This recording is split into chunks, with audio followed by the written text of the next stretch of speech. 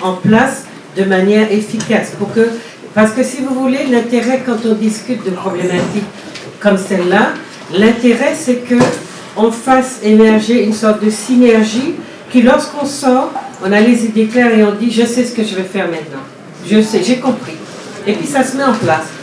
Ça se met, vous n'avez pas de souffrance psychologique à vous dire oui, je sens que, mais ça ne vient pas, j'ai du mal à accoucher, etc. C'est important qu'on ait donc d'abord l'utilisation du savoir. Alors moi je dis, comme je fais de la recherche-action, vous savez, c'est une spécialité, il y a des gens qui font de la recherche fondamentale, d'autres qui font de la recherche pour philosopher, mais il y a la recherche-action. C'est-à-dire quand on étudie les phénomènes qui sont nécessaires au décollage, etc., d'une société ou d'un groupe ou d'un peuple comme dans notre cas, il est important qu'on connaisse ses besoins et il est important qu'on sache vers quoi il faut aller pour créer cette sorte de déclic qui va nous donner des idées et mettre en place des énergies. Moi, je me suis posé la question, puisqu'on a demandé est-ce que nos élites il y avait un problème, elles nous trahissaient. Elles nous trahissent, entre guillemets, mais elles sont la production de l'Occident. L'Occident, il faut regarder comment l'Occident a découpé le monde, c'est-à-dire au traité de Berlin en 1789, mais avant il y a eu d'autres découpages. L'Occident décide qu'il lui faut l'Afrique, donc elle va découper l'Afrique, elle va la partager entre plusieurs, et puis elle va organiser l'exploitation des ressources, etc. Et elle va se servir. Mais dans ces endroits-là qu'on a partagés, départagés, explosés, éclatés, au point qu'il y a des peuples qui se sont retrouvés à mi-clan de leur centre culturel, alors qu'ils sont tous liés historiquement, au niveau de la langue, au niveau des pratiques culturelles, etc., ça a complètement déstabilisé le continent et les relations que les groupes avaient entre eux, au point qu'aujourd'hui, il y a des frontières là où il ne faut pas, et quand les Africains disent on va aller vers des structures panafricanistes pour se remettre ensemble, créer des États fédéraux, faire un pays où la transversalité sera de règle, ils ont beaucoup de mal, parce que les Occidentaux ne veulent pas de ça. Mais je parlais des hommes. Les hommes sur ces territoires-là sont des gens qui font partie de la géographie. Vous avez la géographie humaine d'ailleurs, vous savez. Eh bien, moi, dans l'un des livres que j'ai vu, que vous avez acheté, mais probablement à un autre stand, c'est Modernité occidentale, tombeau de l'esthétique négo-africaine. Quand j'ai compris comment on a vraiment détruit les codes esthétiques et comment des Africains, et comment aujourd'hui, sur le continent mère, qui devrait être pour nous un modèle, toutes les femmes se transforment, n'arrivent pas à accepter leurs cheveux, etc. J'ai compris la profondeur du mal qui a été fait au continent, puisque le modèle pour nous, diaspora, le modèle doit être sur le continent. Or, voilà que la forme de domination que subit le continent fait que nos frères et sœurs de là-bas cherchent en nous de la ressource, des modèles, des choses.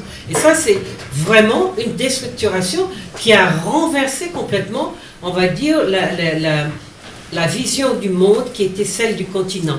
Mais comme le continent, dans certains endroits, considère que nous sommes ses enfants, eh bien, nous avons à travailler pour l'amener à reconsidérer. Parce que quand j'ai fait le travail sur les cheveux, par exemple, que j'ai montré ce que les coiffeurs avaient d'extraordinaire, je peux vous dire qu'il y a beaucoup de gens qui ont, je dis plagié mon travail, mais je n'en souffre pas du tout, parce que c'était le moyen de dire allez fouiller dans vos traditions. Et on a vu sortir sur le net des choses puissantes, tellement elles étaient belles. Et ça a lancé donc le mouvement retour au naturel, etc. Mais c'est ça qui est important. Donc j'ai été le livre a été écrit des centaines de fois par des personnes qui pensaient que ça pouvait être intéressant de reprendre. Et c'était intéressant. Maintenant, les personnes font partie de la géographie de leur continent. Quand on divise, on éclate le continent comme on l'a fait là, on a éclaté aussi la géographie humaine. Quand on décide qu'on va s'approprier les personnes en dehors de leur terre et de leur matière première, on s'approprie les personnes en changeant, en reformatant leur logiciel. On est bien d'accord?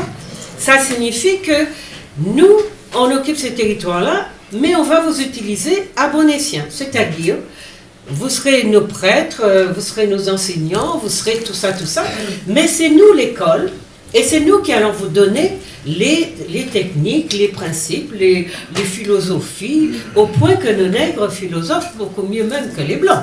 Vous savez ça. Et ils sont très contents. Ils ne se rendent pas compte que la philosophie africaine, que vous pouvez voir seulement dans un seul proverbe, avec un seul proverbe africain, vous écrivez plusieurs livres de philosophie.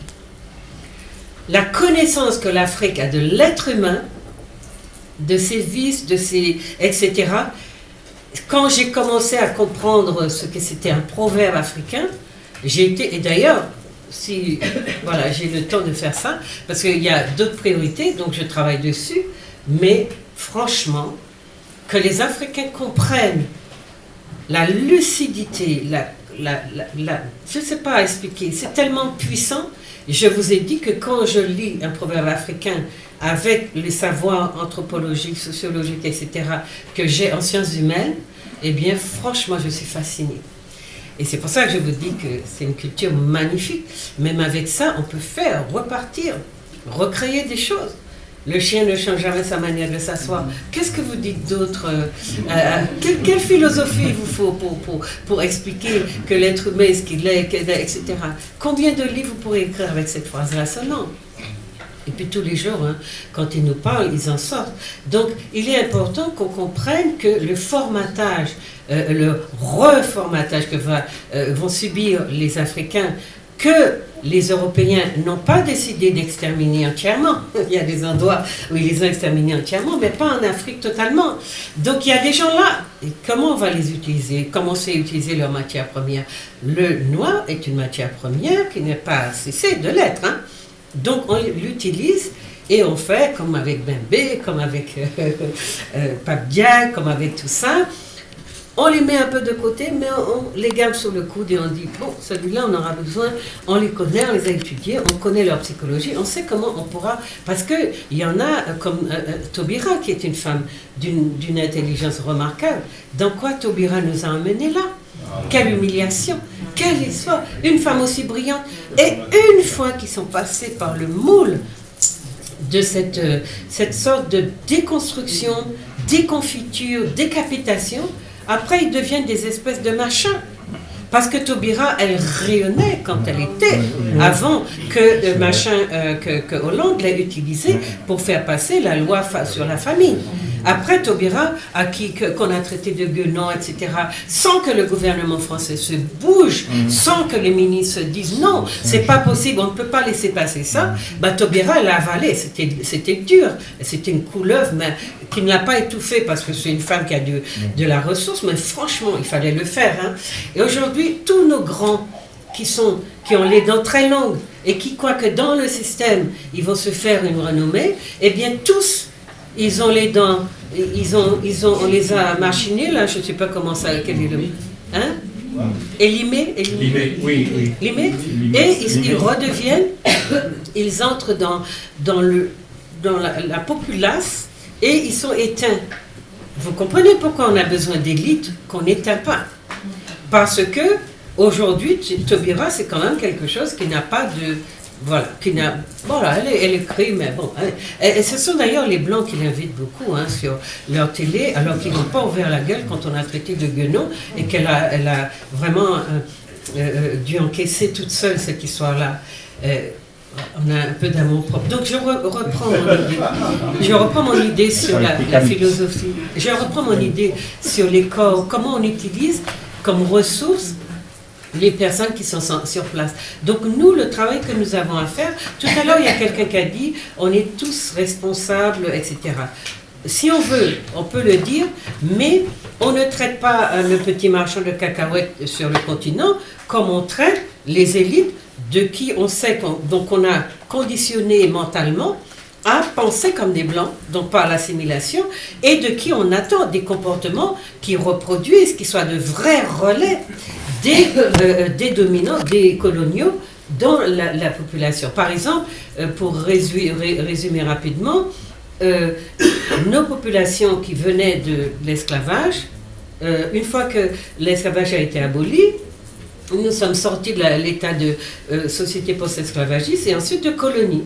Et on a eu besoin, pour domestiquer toute cette populace, entre guillemets, qui sortait de l'esclavage et dont on ne savait pas trop quoi faire, eh bien, on a eu besoin d'enseignants. Eh bien, du jour au lendemain, la France a formé des centaines de personnes qui devaient enseigner, qui sont d'ailleurs les plus cruels des enseignants qu'on ait eus, et qui devaient assumer la transmission des savoirs coloniaux, enfin de la vision du monde des coloniaux, à nos populations. Donc, avec une espèce de petit CAP, un petit BEP, je ne sais quoi là, BEPC peut-être, des gens qui sortaient de la campagne, qui n'avaient aucune vision de quoi que ce soit, ils ont appris quelques leçons par cœur et ils se sont mis à être nos enseignants.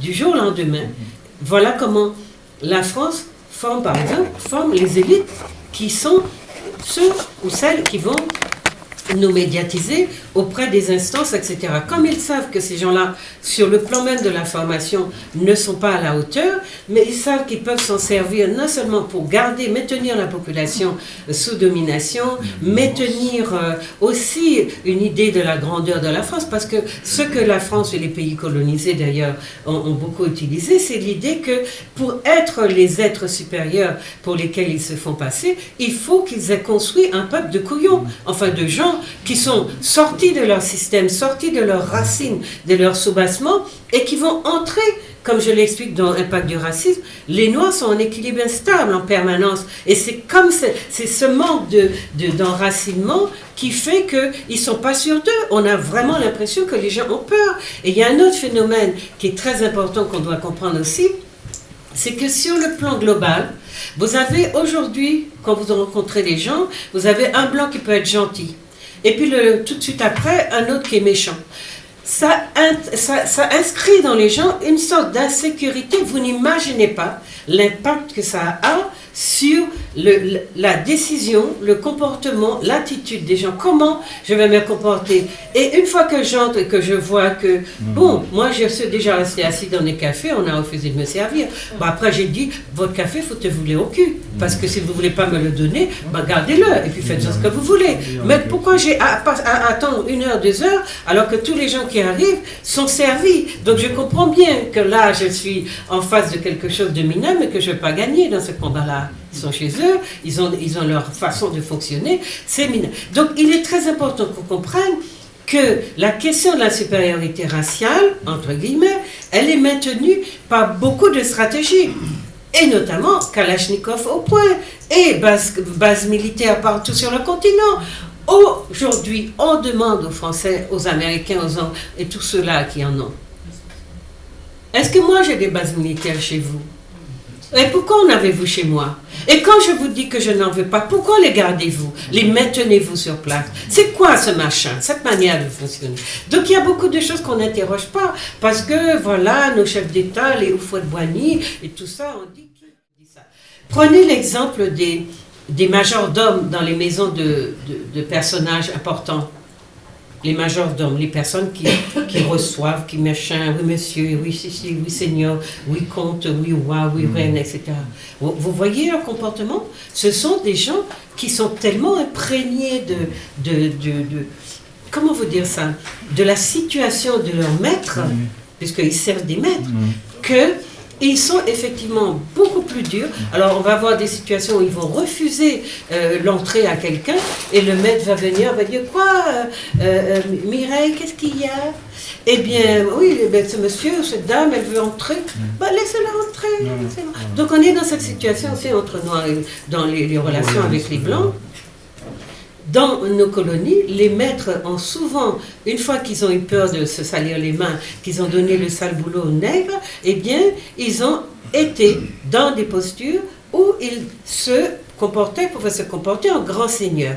Parce que une des fonctions de la délégation de pouvoir, c'est de dire, voilà, on va donner le sale boulot aux subalternes, et puis nous, comme on est placé dans une position où on va pouvoir donner, favoriser les autres, ils vont nous voir comme plus gentils, et puis nous, on va donner le sale boulot à faire à nos valets, et puis ils vont le faire bien parce qu'ils ont des comptes à nous rendre. Ils ont à nous dire que, oui, Bwana, je sais bien faire. Tu verras. Je vais te montrer combien je suis doué, combien je suis compétent pour faire ce que tu m'as demandé de faire. Et comme ça, alors la récompense, c'est une petite tape dans le dos. Hein. Ce Bwana ne paie pas beaucoup. Hein. Tête dans le dos, petite... Bon voilà, il faut caricaturer parce qu'on a vu que des choses, et on vit encore des choses tellement saisissantes que moi, je me dis non. Ils y sont allés au culot, hein, ça a marché. Hein. Ils y sont allés au culot. Maintenant, moi, à Rome, j'ai dit à mes collègues qui étaient là, eh bien aujourd'hui, vous voyez, les Noirs, ils ont compris une chose, et vous aurez à travailler, à tailler avec ça. Ils ont compris pourquoi ils sont pauvres, et ils ont compris comment vous vous y êtes pris. Donc, attention, ça va chauffer. Ou vous décidez de changer de posture et d'arrêter votre intéressant et votre besoin de compensation, d'arrêter de le passer sur nous, ou on négocie d'égal à égal dans des relations symétriques, d'égal à égal. Et à ce moment-là, nous avons beaucoup de richesses, nous vous les vendons, mais en étant ceux-là qui proposent leur prix et en étant gagnants dans une relation où on prévoit que l'autre partie gagne. Ce qui est unique au monde. Les Africains n'ont jamais dit on va vous écraser sous le poids parce que vous en avez besoin. Ils ont dit non, gagnant-gagnant. Et on en a beaucoup. Et donc, on va partager, mais à des conditions que nous allons aussi définir. Donc, sur quoi je voulais vous dire, donc, quand nous parlons des élites, il y a une chose qu'on doit enlever de nos têtes. Un peuple sans élite est un peuple qui n'a aucun avenir. La guerre dans laquelle on a installé, parce que ce sont les dominants qui ont installé cette guerre entre nous et notre élite, et nous sommes dedans. Nous sommes leur relais très efficace dans le fait qu'à aucun moment on arrivera à une unité entre nous et notre élite. Parce qu'ils savent, parce qu'il y a, même si tout à l'heure, Madame a dit que les élites françaises, on voit en Europe que les élites commencent aussi à exploiter leur peuple, mais le peuple est construit. Ils ont eu le temps de profiter des richesses et de structurer quelque chose de solide au point qu'aujourd'hui ils peuvent réclamer. Mais chez nous, nos jeunes ont faim. Il y en a qui font un seul repas par jour quand ils peuvent. Ils n'ont pas d'électricité alors que c'est chez eux qu'on extrait les matières premières, etc. etc. C'est-à-dire que la société civile dans ces pays-là, dans les pays d'Afrique, dans d'autres pays colonisés encore, n'ont pas le minimum vital. Et ça, c'est inacceptable. Donc, on est dans quelque chose où l'élite dont on nous a privés, on l'utilise à des fins de nous diviser, de nous fermer la bouche, et puis être ceux-là qui vont profiter sans se salir les mains. Aujourd'hui, Franklin Nyamsi, qu'on a diabolisé, eh bien, il est viré de son poste par Diaye. Oui.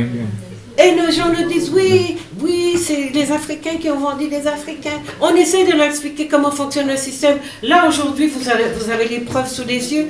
Aujourd'hui, on dit aux gens, non, ce sont des personnes qui avaient du pouvoir et des armes qui ont obligé, dans beaucoup de cas, les Africains à céder, à rapter leur population et à les vendre.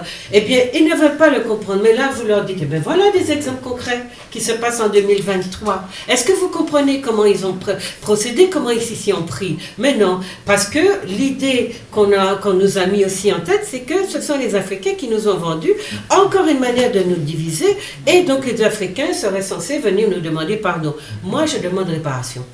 J'ai dit hier aux gens à Rome, oui, Ils nous ont peut-être vendu, mais les espèces sonnantes et trébuchantes, c'est pas dans leur poche que c'est allé. Donc je m'en fous de qui m'a vendu ou ne m'a pas vendu. Moi, je veux aujourd'hui que pendant 300, 400 ans, où on a utilisé le travail des miens gratuitement, je veux que les pays européens acceptent de dédommager, de réparer tout le mal. Parce que l'esclavage est reconnu comme crime contre l'humanité, donc les peuples ont le droit à une réparation. Et ça, on le refuse. On l'accorde aux Blancs, on l'accorde aux Juifs, on l'accorde à je ne sais qui, pas aux nègres. Mais c'est quoi cette histoire-là? On est toujours dans la même pensée racisante et le même désir de dire on va les maintenir à leur place, parce qu'on a décidé une place pour nous, au bas de l'échelle, et puis on est sur nos têtes, on défèque, on pète, on pisse, on fait tout, et on dit qu'on est censé accepter cette histoire-là. Donc non. Alors, sur la question des élites, donc on nous les a enlevés. On les a instrumentalisés et ils sont comme personne, les gens Houphouët-Boigny, oui, ou bien Senghor, oui, la raison est humaine, le machin, le truc, là, tout ça là, ils ont répété, comme c'est Houphouët-Boigny qui a dit qui aura l'Afrique aura les matières premières. Et comme l'autre là qui a dit oui, l'avenir de la France, de l'Afrique, non. L'avenir de l'Europe, c'est l'Afrique. Comment il s'appelle? C'est un métis là qui est du Bénin. Comment il s'appelle? Je ne sais plus. Voilà, exactement. Il a décrété que l'Europe, l'Afrique appartient à l'Europe. Vous l'avez entendu en Mondovision. Voilà.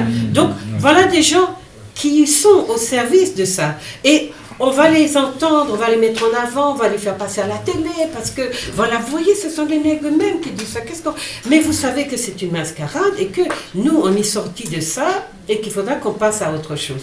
Donc, cette élite-là qu'on nous a volée, on a deux choix. On la récupère,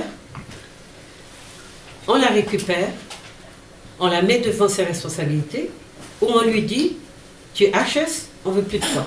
Si tu ne marches pas, si tu ne te mets pas dans... Eh bien, on ne veut plus de toi. Parce que nous, aujourd'hui, avec les enjeux face auxquels nous sommes confrontés, nous ne pouvons pas nous permettre de rester avec des gens qui continueront à nous vendre. D'ailleurs, vous savez qu'en ce moment, sur le continent, il y a un mouvement qui est dans la démarche de se débarrasser de ceux qui sont enquistés là, et qui empêchent les Africains de se réaliser et de vivre une vie à peu près respectable. Donc il y a vraiment ce travail-là qui est fait, et c'est pour ça que vous avez des mouvements de jeunes, etc., qui sont en train de dire à ces personnes-là, on va les chasser du pouvoir. Il y a cette volonté-là et elle est en marche et elle est opératoire, puisqu'il y a des choses qui se font dans ce sens-là, même si on ne nous dit pas tout et qu'on ne dévoile pas encore tout. Mais ça, c'est à l'œuvre. Maintenant, sur la question des élites, donc nous avons des gens, et c'est ça que je veux vous présenter sur la question des mentalités. Je me suis servi d'un monsieur qui est sociologue, qui s'appelle Gaston Boutoul, et il a écrit un petit ouvrage qui s'appelle Les mentalités, qui a été publié chez PUF en 1966. Lui, il parle du principe qu'il y a parfois une conscience dans ceux qui se lient avec, entre guillemets, l'ennemi.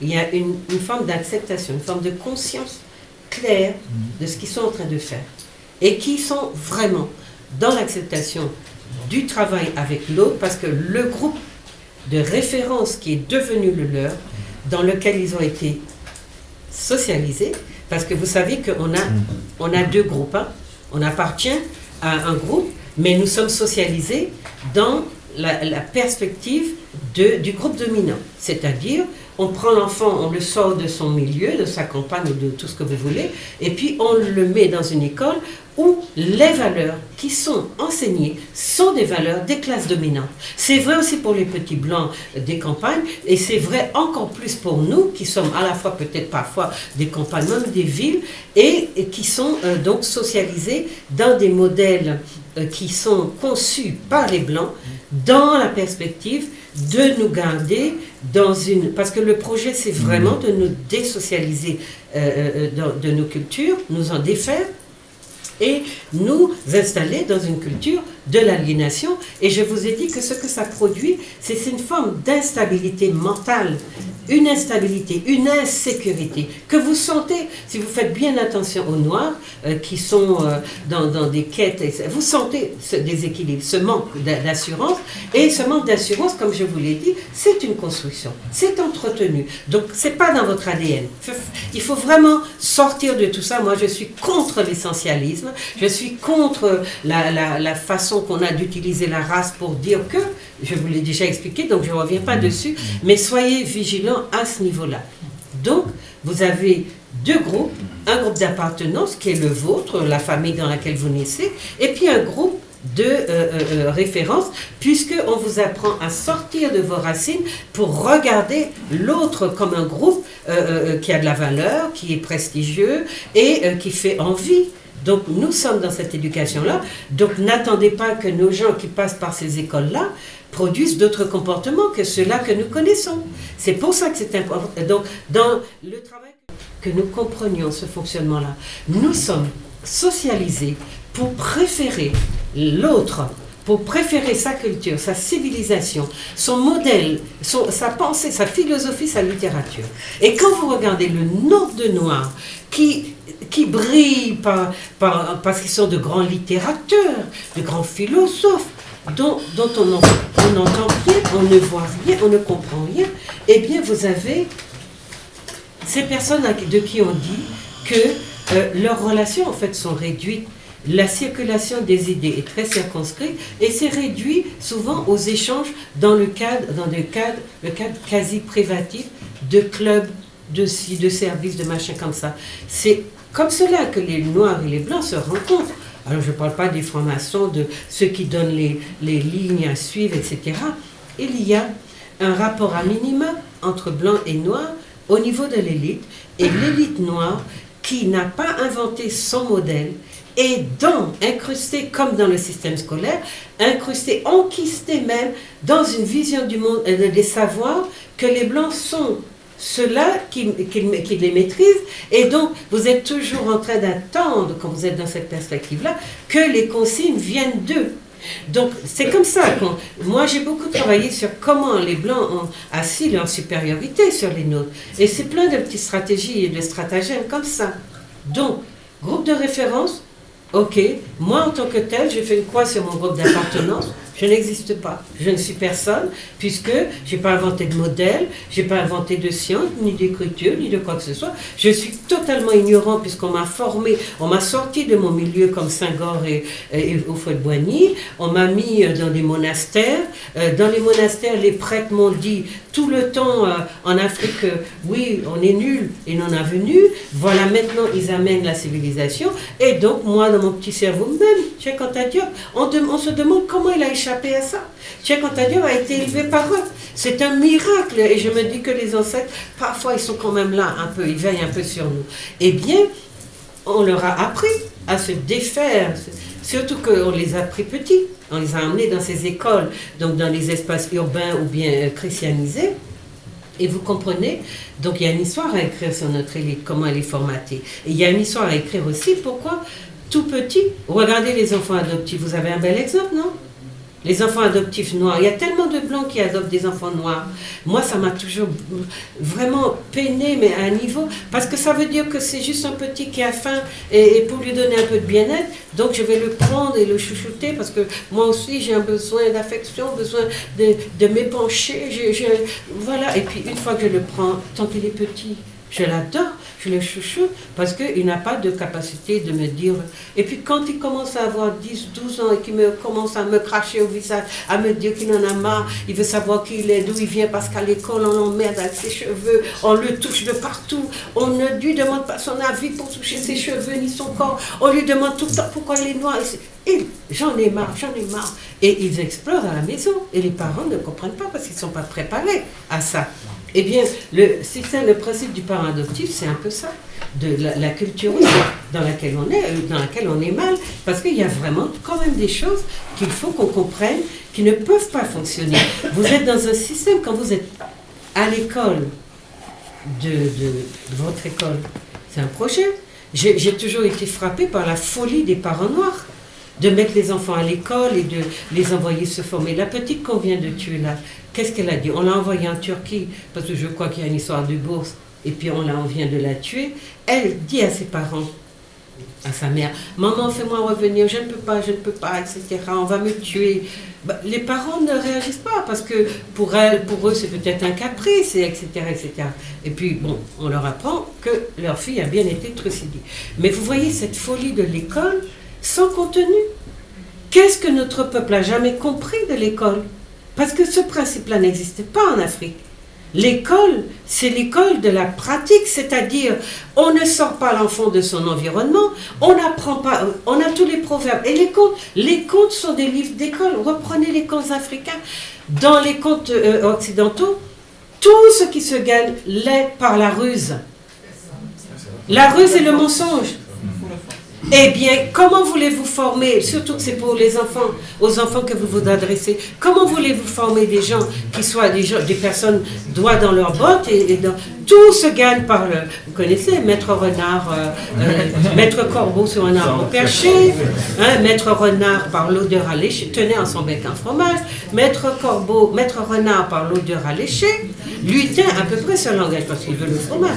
Oh, Maître Corbeau, que vous êtes beau, que vous me semblez beau, que vous ci, que vous ça. Si votre ramage se rapporte à votre plumage, alors vous êtes le phénix de ces bois. À ces mots, le corbeau ne se sent pas de joie, et pour montrer sa belle voix, il ouvre un large bec et laisse tomber sa proie, le fromage. Le renard s'en saisit et dit: apprenez que tout flatteur vit aux dépens de celui qui l'écoute. Voilà la morale de beaucoup de contes français, en tout cas, qui nous nourrissent. C'est très important que nous allions dans tous les recoins de la culture pour comprendre ce qu'on nous a fait. Donc notre élite, elle est formée comme ça. On la sort de son environnement. Elle n'a plus de groupe d'appartenance, elle a un groupe de référence. Et ce groupe de référence est divinisé. Donc quand elle grandit, elle fait comme Alfred Boigny, ou bien comme, comment il s'appelle, Senghor, qui écrit des poèmes sur les yeux verts de sa blonde, et puis d'autres, etc. Et il est content. Et il est tellement content, d'être finalement pas un noir. Et il dit, mais avec le nom que j'ai, je pense que je suis portugais. Le mec se cherche au Portugal. Oui, parce que ça fait Senghor et que Senghor, ça sera un nom. Non, mais vous voyez, on a des choses très caricaturales. Mais en même temps, moi je vous dis, quand vous savez bien, notre élite, bon, de ce côté-là, elle est victime, elle nous fait pitié. Mais comme je vous l'ai dit tout à l'heure, nous avons à garder notre élite. Il ne faut pas les laisser entre les mains des autres. Il y en a qu'on ne va pas récupérer, mais il y en a qu'on va récupérer. C'est ce qui se passe dans les révolutions auxquelles on assiste actuellement. Donc, on a à faire attention. Parmi les théories, donc je vous ai cité Gaston Boutoul, voilà ce qu'il dit à propos des mentalités. Donc, qui peut, pour moi, peut être une entrée intéressante, mais je vous ai dit que c'est un chantier de recherche, donc j'essaye de vérifier certaines hypothèses. Est-ce qu'en travaillant sur les mentalités, on va comprendre la forme du formatage qu'on a? Parce que ça ne suffit pas de dire qu'on est formaté ou bien qu'on nous a domestiqué du cerveau. Comment ça s'est fait? Pour moi, c'est ça qui est important. C'est par quel mécanisme nous en sommes arrivés à perdre le sens de nous-mêmes. Alors, il y a des gens qui croient que nous avons une sorte d'écriture, on va dire génétique, qui dit... Mais ça ne fait pas un être humain. Nous sommes les seuls bipèdes qui avons décidé de créer la société. Donc, si nous étions sortis de rester des animaux quadrupèdes, nous n'aurions pas eu besoin d'inventer la société. Il n'y a rien de plus artificiel qu'une société. Elle est créée de toutes pièces pour faire vivre ensemble des gens qui viennent de plusieurs horizons. Donc, nous, les êtres humains, enfin, voilà, on crée la société. Les Africains créent la communauté. Tout le monde doit vivre ensemble, donc c'est une construction artificielle. Elle n'est pas naturelle. Vous comprenez ça? Il n'y a pas de nature quand on parle de société. Il y a véritablement des structures, des institutions, des formalités, des manières d'être ensemble. Eh bien, une fois qu'on essaye de comprendre comment fonctionnent les êtres humains, on regarde un peu sur les mentalités, comment elles sont forgées. Ça veut dire que l'être humain n'est pas tombé du ciel, je vous l'ai déjà dit, comme tout cru, tout cuit. C'est un être qu'on va formater. En Afrique, donc l'éducation consistait non seulement à laisser l'enfant dans son environnement, mais à lui apprendre à travers diverses pratiques qui étaient vraiment celles du quotidien. Par exemple, la coiffure était le moment où on transmettait les généalogies. On se coiffait de mère, de fille, etc. Les contes qui faisaient se rassembler les gens sous le grand zamana, moi je l'appelle zamana, mais c'est de l'arbre à palabre. Et vous avez vu l'importance qu'on accorde à l'arbre à palabre. Il y a un sociologue, un psychologue qui a écrit sur la palabre en tant que telle. Oui, pourquoi c'est important chez les Africains, ceux qui fatiguent beaucoup les Occidentaux. Oui, bonjour, comment tu vas? Comment va maman? Comment va papa? Comment va tonton? Comment va Titine? Comment va tata? Et les gens disent, mais c'est quoi cette foutaise? Nous-mêmes qui sommes désocialisés à l'Africain, nous disons ça. Mais l'arbre à palabre, la palabre, c'est essentiel dans le réchauffement de la relation pour venir après à parler de choses importantes. Mais il faut étudier la palabre. C'est fascinant. C'est pour ça que je vous ai dit, vous avez un patrimoine culturel qui est extraordinaire. Mais peu de gens le savent. Parce qu'on n'a pas travaillé sur ça. Moi, j'ai pris, j'allais dire mes clics et mes claques et je suis entrée dedans. Parce que je voulais savoir comment c'était. Donc voilà. Vous avez donc, sur la question des mentalités, beaucoup de questions à vous poser. Vous avez aussi à déconstruire les schèmes de pensée qui nous font dire que toutes nos élites sont vendues, puisqu'il y en a qu'on a récupérées. Il y a quelqu'un qui l'a dit tout à l'heure, il y en a qui reviennent parce qu'ils comprennent. Alors on ne sait pas encore Boudoumbouya en Guinée, mais on l'a vu se rapprocher de Assimi Goïta, de Ibrahima Traoré, on dit oh là là peut-être, et on voit Touadéra en Centrafrique faire des choses, prendre des initiatives, bien que donc on sent qu'ils sont en train de se chercher et de se débattre parce que les Occidentaux sont sur leur dos. Je ne sais pas si vous avez vu ce qu'on est en train de faire au Mali. Matin, midi et soir, l'accusé de tuer son peuple, de ci, de ça, alors que les djihadistes, on sait aujourd'hui qui les arme, qui les nourrit et qui les paye. Bon. Alors, sur la question des mentalités, donc, comme on dit, il y a des comportements typiques des membres d'une société qui résultent d'actes conscients. Ça veut dire que je peux être un aliéné consciemment. D'accord? Donc on n'est pas en train de dédouaner les gens, on cherche à comprendre. Comme nous savons que les hommes sont des êtres pensants, nous pouvons légitimement présumer que leurs comportements sont rarement d'une inconscience totale.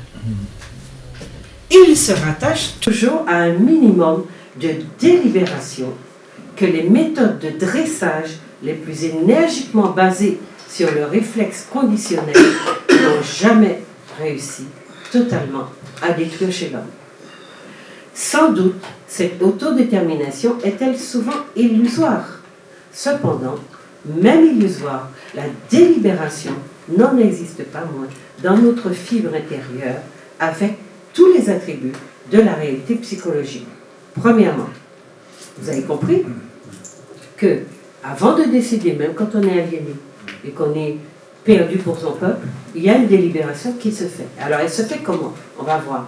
Ça veut dire que les gens n'agissent pas à l'aveugle, même si je vous dis qu'ils sont conditionnés, patati patata, ils n'agissent pas en aveugle. Il y a quelque chose en eux qui fait que, c'est pour ça qu'on vous dit, il faut jamais laisser un cerveau vide. Parce qu'une fois qu'on a logé les choses dedans, je vous assure que c'est difficile de les déloger. Eh bien, c'est comme naître au monde et découvrir qu'il est rouge, et quand on vous dira après qu'il est bleu, tous les efforts qu'on fera vous empêchera d'accéder à ce bleu-là, parce que non, c'est rouge, c'est impossible.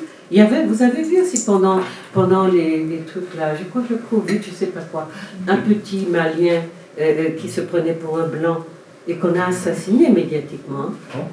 Tanguy. Ça vous fait rire. Mais quand j'écoutais Tanguy, quand j'écoutais Tanguy, je souffrais beaucoup. Parce que voilà un exemple caricatural, mais Tanguy était persuadé d'être... Il continue. Non, mais il a changé. Il a un peu évolué dans son... Bon, bref, on va voir. Les délibérations, je continue, hein, c'est bon. Les délibérations ne se font pas au hasard. Vous avez compris? Donc il y a toujours la conscience de l'être là. Mais comment on l'a domestiqué pour ne pas être, j'allais dire, investi au service d'une cause qui serait, par exemple, contre le dominant, par exemple. Donc les délibérations ne se font pas au hasard. Elles consistent en raisonnement qui se rapporte toujours à un système de référence, à des principes ou à des règles qui servent de point de départ. Je vous ai dit tout à l'heure que Achille Mbembe est brillant, mais Achille Mbembe portait en lui le germe que les Noirs ne peuvent pas s'en sortir tout seuls. Voilà un germe. Donc quand il va prendre des décisions, eh bien ça va converger vers quelque chose qui va être, oui, qui va prendre position plutôt pour le dominant. Vous comprenez? Donc rien ne se fait vraiment par hasard. Aussi, pouvons-nous présumer avec certitude que les réflexions qui, chez l'homme, précèdent ou suivent sous forme de raisonnement justificatif chaque action à laquelle il attribue quelque importance se font en partant d'un corps de principes, de croyances et de connaissances suffisamment stables pour qu'ils puissent s'y rapporter en tout temps. Un corps de principes, de croyances et de connaissances suffisamment stable pour qu'ils puissent s'y rapporter en tout temps. Ce sont eux qui constituent les fondements de la mentalité. Principes, croyances, connaissances. Qui constituent donc les fondements de la mentalité. Aussi, nos comportements peuvent-ils être considérés comme les manifestations tangibles de notre mentalité. Donc, on ne produit pas seulement des aliénés et des gens qui seraient que des victimes, parce que par définition, dans la sociologie de l'action de l'acteur, par exemple, il y a des gens comme Bourdieu qui disent oui, on est conditionné, mais il y a des personnes qui disent non. Il y a la sociologie de l'acteur, c'est vrai qu'à un moment donné, voilà, il pense pour lui-même. D'ailleurs, c'est pour ça qu'ils défendent avec autant d'acharnement le système. Donc, sociologie de l'acteur, ça veut dire que même les élites qu'on va formater, elles sont victimes, comme Tanguy. Mais Tanguy était très, très, très convaincu, parce qu'il avait des principes, qu'il était un être humain, et que les histoires de couleur, tout ça, ça n'avait pas d'importance. Et tous les méchants des médias français lui ont dit attention Tanguy, tu as un problème de vision là. Un problème. Et le pauvre, il ne comprenait pas, mais après c'était tellement brutal qu'il a. Mais des gens comme ça basculent dans la folie. Hein. Parce que Tanguy est un enfant adopté. Et moi, quand je le regardais, j'en voulais beaucoup à ses parents adoptifs. D'ailleurs, il y a des enfants adoptifs qui deviennent tellement violents qu'ils cassent la baraque. Parce que les parents adoptifs leur ont menti. On n'a pas éduqué Tanguy dans sa réalité.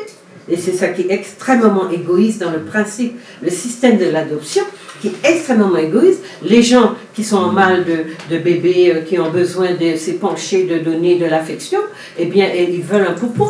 Mais le poupon, ça grandit vite. Hein. Et puis, il y a la société, parce que vous savez qu'en socialisation, nous avons au moins 4 agents socialisateurs. Il y a la famille, mais elle est très secondaire. Il y a les médias, il y a l'école, et il y a les pères, les autres là, avec qui on fréquente. Ceux-là, ce sont des agents socialisateurs sur lesquels nous n'avons pas prise.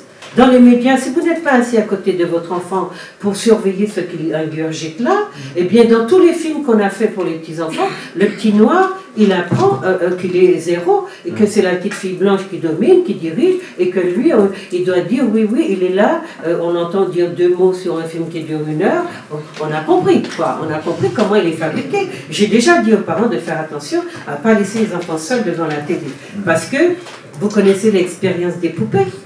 Hein? Eh bien, qu'est-ce qu'on demande aux enfants? Quelle est la poupée la plus gentille? La blanche. Quelle est la poupée la plus jolie? La blanche. Quelle est la poupée la plus laide? La noire. Quelle est la poupée la plus méchante? La noire. Pourquoi elle est gentille et pourquoi elle est noire? Ben, elle est gentille parce qu'elle est blanche et elle est méchante parce qu'elle est noire. Voilà la réponse des enfants. N'allez pas me dire que c'est pondu de nulle part. Voilà les réponses des enfants. Et nous les avons, ça se décline dans beaucoup de modalités aussi, parmi nous, en France. Enfin, c'est une expérience faite aux États-Unis, on l'a fait au Canada, en Espagne, partout, et on retrouve avec les enfants. Donc la civilisation occidentale sécrète un type de comportement, un type de construction des petits noirs qui est destiné à les empêcher à jamais se revendiquer comme propriétaires de ces cultures-là. Jamais. Et les enfants sont toujours des sous-catégories qui sont en demande d'adaptation, donc d'appartenance et jamais d'identité. C'est bien la difficulté dans laquelle nous sommes. Nous les gens là comme ça, et même sur le continent, dans l'appartenance, le désir de nous intégrer, d'être reçus, d'être adaptés, jamais dans l'identité, parce qu'il faudrait assumer. Avec le mouvement retour au naturel, on a vu quand même un petit frémissement de personnes qui commencent à dire, eh bien, si on n'est pas content, tout fait. C'est-à-dire, je prends mes cheveux, je les reprends, je les porte, je prends ma couleur que j'aime, parce qu'aujourd'hui j'ai vu que vous avez un grand engouement pour ma mélanine, j'ai besoin de savoir ce que vous traficotez avec elle, hein? Et je sais que vous vous préparez à aller sur Mars parce que vous avez compris que c'est la mélanine qui me donne ma force. Donc j'ai besoin de comprendre pourquoi vous me dites de jeter à la poubelle tout ce qui est bien, tout ce qui est bien pour moi, qui serait bien pour moi, dont la nature m'a doté, et puis vous passez derrière moi, vous ramassez dans la poubelle et vous vous en servez pour vous. C'est ça dans quoi on est. C'est trivial, c'est domestique, mais c'est ça dans quoi on est. Ça n'a aucune hauteur, j'en ai marre. Je ne veux pas qu'on me réduise ma vie à ça, à me dire c'est moche et puis après on passe et puis on fait des trucs et on fait de l'argent avec parce que le trafic de mélanine est très très très cher. D'accord? Donc l'autre groupe de données immédiates de toute société étudiée se rapporte donc à l'étude de ces institutions. Voyez? Celle-ci représente la manière dont les membres, et plus particulièrement les dirigeants et les élites d'une société ont voulu à la fois affirmer, objectiver et imposer leur mentalité en édictant des règles impératives, je vous ai parlé du système scolaire, qui sont donc les conséquences de ça. Donc on envoie, on prend ce qu'on veut formater, on les envoie dans des écoles, etc., des manières de se construire. Donc il est important qu'on comprenne comment ça se passe.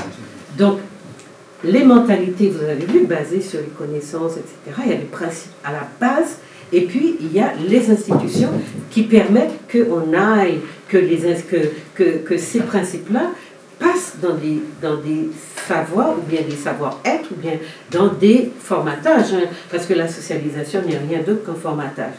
Il importe toutefois d'observer la loi écrite et les institutions officielles. Donc il faut savoir qu'elles retardent souvent sur les mœurs. Ce qu'on dit, retarde. Et c'est ça qui va d'ailleurs former, constituer les mœurs. Il en est ainsi chez les peuples qui font l'histoire, c'est-à-dire chez lesquels se produisent les grandes créations nouvelles. Au contraire, lois et institutions devancent souvent les mœurs, ou en tout cas ne sont pas en harmonie avec elles chez les peuples imitateurs. Autrement dit, vous n'avez pas sécrété les principes, la culture à partir de laquelle vous fonctionnez, vous êtes en équilibre instable, vous êtes mal, vous ne savez jamais si on va vous aimer ou vous détester, vous êtes toujours en train de guetter et votre énergie se passe à essayer de comprendre d'où viendra le coup. Eh bien non. Donc tout ça, la question des mentalités, elle ne parle pas, elle n'est pas formée à partir de rien du tout. Donc autrement dit, selon Boutoul, lorsque les élites de nos pays notamment prennent des décisions en faveur des puissances coloniales ou des groupes dominants, ils les soumettent à ce que l'auteur nomme des délibérations qui sont des raisonnements qui se rapportent systématiquement à un système de référence, à des principes, à des croyances qui structurent le conflit intérieur, etc. Cela signifie que ce ne sont pas nécessairement ou pas seulement les pressions qu'ils subissent qui expliquent leurs choix qui s'effectuent le plus souvent au détriment de leur peuple ou de leur population. Vous avez compris? Autrement dit, il y a quelque chose d'un bon sens populaire qui dit l'élite nous trahit, mais on n'est pas dans comment très exactement ces mécanismes-là sont à l'œuvre. Et le travail de sociologie d'explication consiste à faire que très concrètement, nous comprenions comment nous sommes utilisés par le système. Tout à l'heure, quelqu'un le disait très justement, je suis moi-même Adeline, et je pense que c'est monsieur qui dit qu'on est, oui, parce qu'on est formaté depuis des générations, où on a passé toutes nos classes à étudier, à répéter à un moment ou à un autre, que nos ancêtres étaient les Gaulois, et qu'à un moment on a dit, mais merde alors, on est con. Et il y avait deux solutions. Ou je deviens comme le Gaulois, donc je me rabote la peau, ou je ne sais pas ce qu'il faut, ou alors je dis, mais c'est de merde, je ne veux pas répéter cette imbécilité-là, parce qu'en le répétant, je me conditionne. Vous savez que c'est un égrégore, et vous savez que nous fonctionnons avec beaucoup d'égrégores. Et j'ai vu que Lasconi est là. Lasconi peut vous expliquer. On a fait une belle émission avec lui sur les égrégores. Vous pouvez la retrouver sur ma page YouTube qui s'appelle les égrégores. C'est Lasconi, Gabriel Privat, etc. Et dans cette émission-là, j'explique ce que sont les égrégores. Eh bien, c'est très important que vous compreniez ça. Toutes les fois que je vais m'approprier des savoirs, des manières de penser qui relèvent du groupe dominant, par exemple, partout chez nous, dans nos régions, vous avez de grandes croix qui surplombent nos collines, etc. Et quand vous regardez les schémas en hauteur, d'ailleurs, il faudrait que les gens nous fassent des photos en drone, vous voyez qu'au Brésil, vous avez cette belle image, vous la voyez comme ça. Eh bien, ce sont des égrégores. Et on demande comment nous sommes tenus, attachés, etc.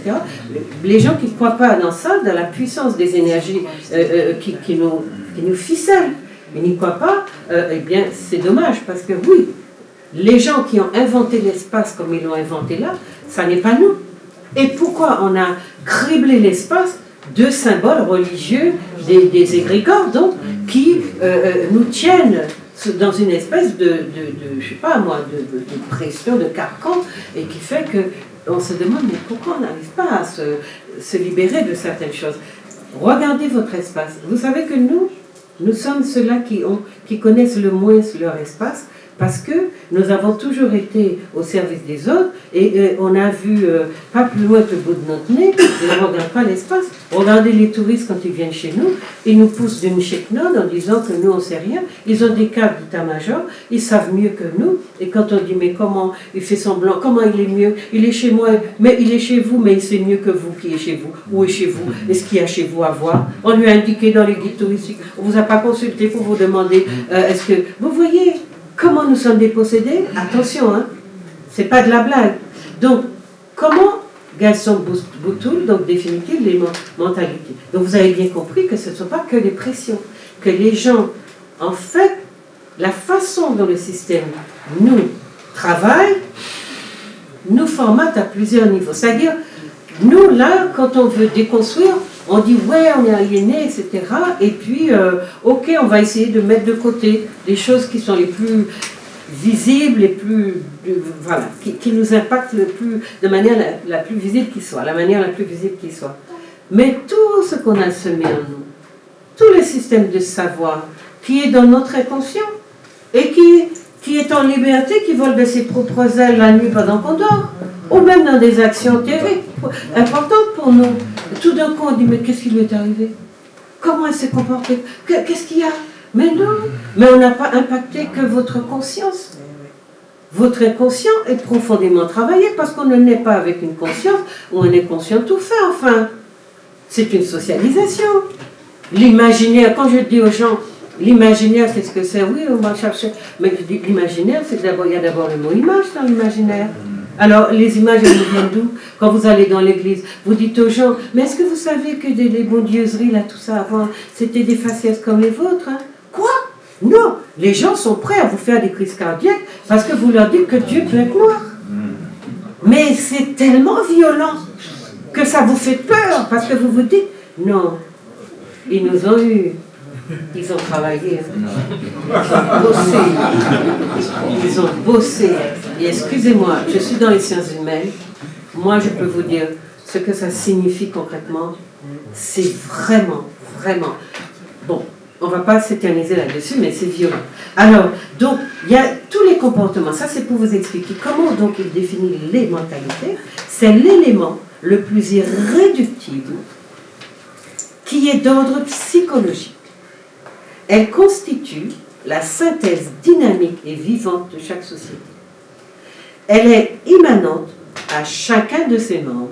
Elle détermine leur comportement et leur pensée. Donc avec ça, nous sommes ficelés, empaquetés et bons pour servir. Vous n'avez pas vu, beaucoup de dominants ne sont pas inquiets parce qu'eux travaillent sur ça. Eux nous ont dirigés vers les écoles de commerce et de je ne sais quoi. Mais eux travaillent sur ça. Les savoirs anthropologiques, la psychologie, c'est eux qui nous connaissent. Donc, ils savent à quel moment ils vont faire appel à Achille Mbembe, parce qu'ils ont laissé Achille Mbembe mûrir, maturer, et après ils ont dit, voilà, là je peux te donner, tu as perdu ta carrière, c'est pas grave, moi je peux te donner beaucoup d'argent pour que tu fasses le boulot que je veux que tu fasses. Et il y va parce que le pauvre il a faim. Bon, alors, laissez-moi vous dire d'autres. Donc ça c'est, il y a d'autres choses que j'ai envie de vous dire assez rapidement. Donc par exemple au niveau de ce que j'appelle la cécité volontaire, le fait que chez nous on a quand même beaucoup de mal parfois à accepter qu'on soit dans ça. Donc autrement dit, quand les gens nous disent qu'on est complice, il y a une sorte de bon sens populaire qui ne se trompe pas vraiment. Il y a quelque chose que le bon sens populaire ne sait pas expliquer, mais qu'il sait sentir. Quand il dit que notre élite nous trahit, et quand il dit que, voilà, il y a... Eh bien, il n'est pas dans quelque chose de... Parce qu'on dit que le peuple est couillon, non. Le peuple sait, seulement il n'a pas accès aux théories, machin. Mais c'est à nous, les intellectuels, de lui dire, voilà, parce que quand vous sentez et que vous ne pouvez pas expliquer, vous redevenez les esclaves de ceux qui vont décider d'utiliser ces savoirs-là pour faire de vous des objets qu'ils utilisent comme ils veulent. C'est important que vous compreniez ça.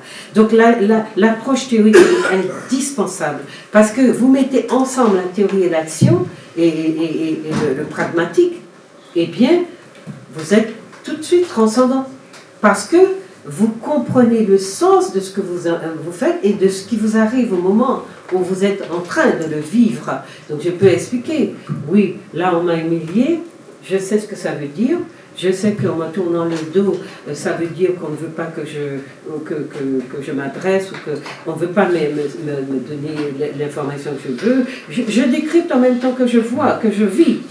Je suis dans quelque chose que je maîtrise totalement. Et je peux dire, attention toi là, tu as un problème avec toi-même. Parce que moi, je n'ai pas besoin d'aller.